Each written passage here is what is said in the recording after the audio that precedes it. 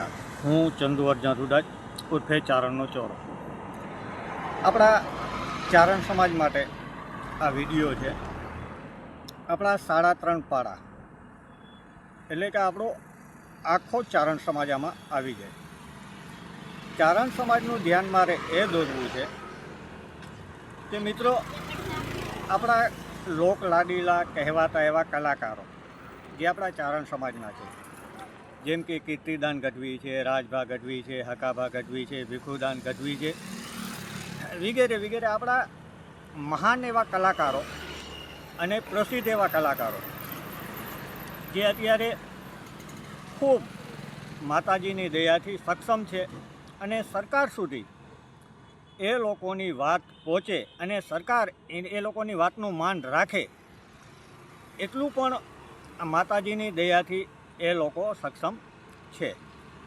એટલે મારે આપણા 3.5 પાડાનું આપણા તમામ ચારણ સમાજનું ધ્યાન એ દોરવું છે કે આ બધા કલાકારોએ આપણા ગઢવી ચારણ સમાજ માટે રાજકોટની આજુબાજુમાં અંદાજે 110 વીઘા જમીન માગવી જોઈએ, માગણી મૂકવી જોઈએ સરકાર સમક્ષ, જેથી કરીને આપણો ચારણ સમાજ એટલે કે આપણા 3.5 પાડા જ્યારે એકઠા થાય તો એના માટે અત્યારે આપણે કોઈ સુવિધા નથી.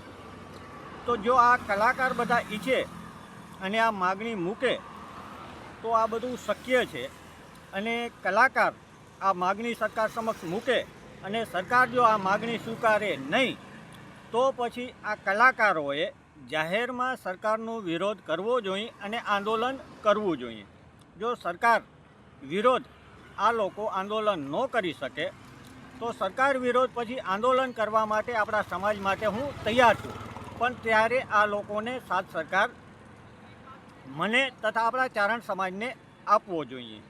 આના રીઝન પણ હું તમને જણાવું કે જો સરકાર દ્વારા, સરકારમાં બેઠેલા કર્મચારીઓ દ્વારા, સરકારમાં બેઠેલા અધિકારીઓ દ્વારા જો ગૌચર જમીન અમુક બિલ્ડરોને ને અમુક ગુંડા તત્વોને ને અમુક કંપનીઓને ફાળવી દેવામાં આવતી હોય તો પછી આપણા ચારણ સમાજ માટે, કોઈ બી સમાજ માટે સરકાર સુકામીને જમીન ન આપે, આ આપણો પ્લસ પોઈન્ટ છે. અને એવી ગૌચર જમીન કંઈક કંપનીઓને તથા બિલ્ડરોને તથા ગુંડા તત્વોને અધિકારીઓ દ્વારા અને રાજકીય આગેવાનો દ્વારા ફાળવવામાં આવી છે, જેના મારી પાસે પુરાવા છે. જો આપણા 3.5 પાડાને આ જમીન સરકાર દ્વારા ન આપવામાં આવે તો પછી આ કલાકારોએ જાહેરમાં સરકારનો વિરોધ કરવો જોઈએ. તમે બધા જો આ વાતથી સહેમત હો તો ચોક્કસથી આ માહિતી આપણા ચારણ સમાજના દરેક નાગરિક સુધી પહોંચાડજો, એટલી હું તમારી પાસે આશા રાખું છું.